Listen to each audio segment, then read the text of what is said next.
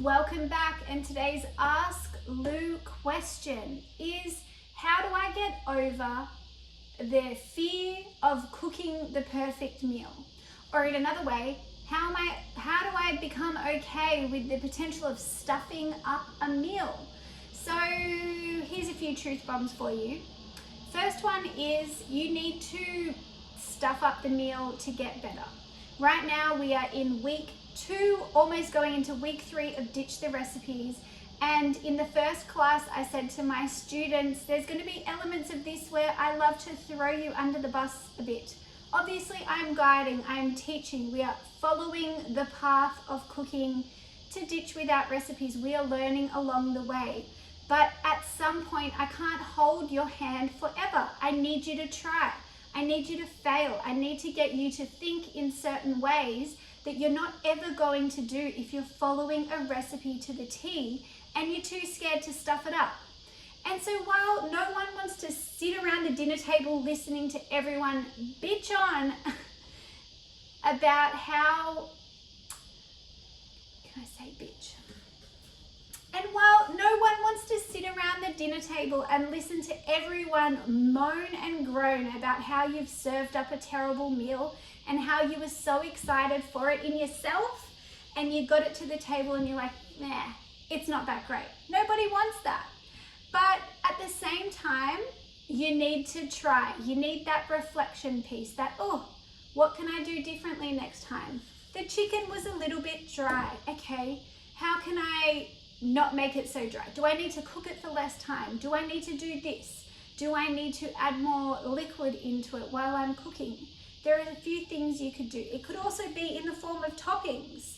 Do I need to serve it with some cheese or some labneh or a dip or make a dressing? Or do I need to just have some really cool toppings on hand in my fridge and pantry that I can rely on in times of need when something isn't going right? So this could be a mayonnaise. It could be just a pre-made dip you have in your fridge, like a really good pesto.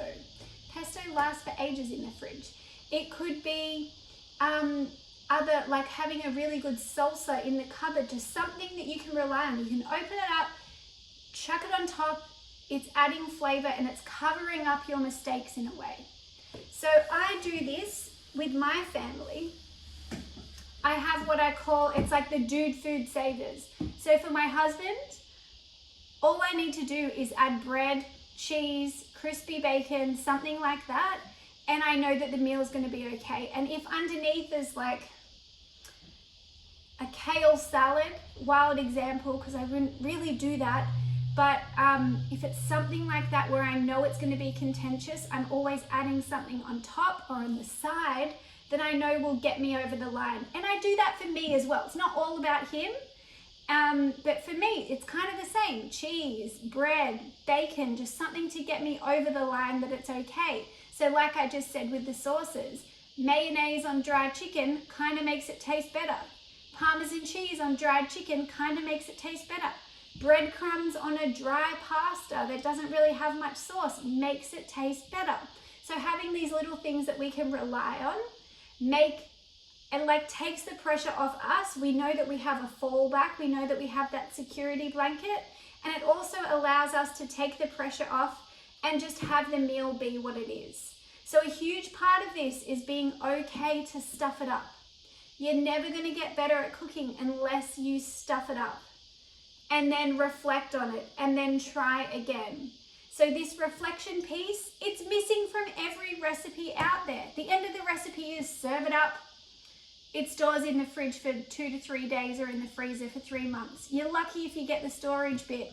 And you know what? It's kind of the same on my website. I don't really teach you all of that via a recipe on my website because to me, recipes on a website, they're a reference point, yes, but they're kind of a waste of time because it's keeping you in your security blanket.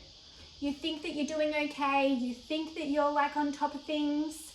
You think that you know how to cook when really there is a massive gaping hole underneath of a lack of skills, a lack of confidence, this fear of stuffing it up, not knowing what to do if something goes wrong, not knowing how to correct yourself, and not like having an ill-equipped pantry as well.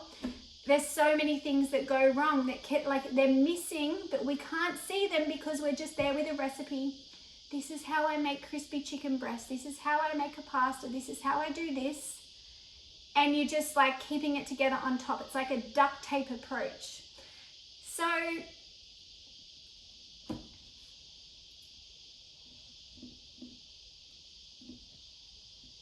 the biggest piece of this, and I'll say it again, it's okay to stuff it up. It's okay to stuff it up. And then try and have those lifesavers on hand when you need them. Have the mayonnaise, have the salsa, have a good cheese, have a good dip if you can, have yogurt. Things that you can just slop on that make it okay.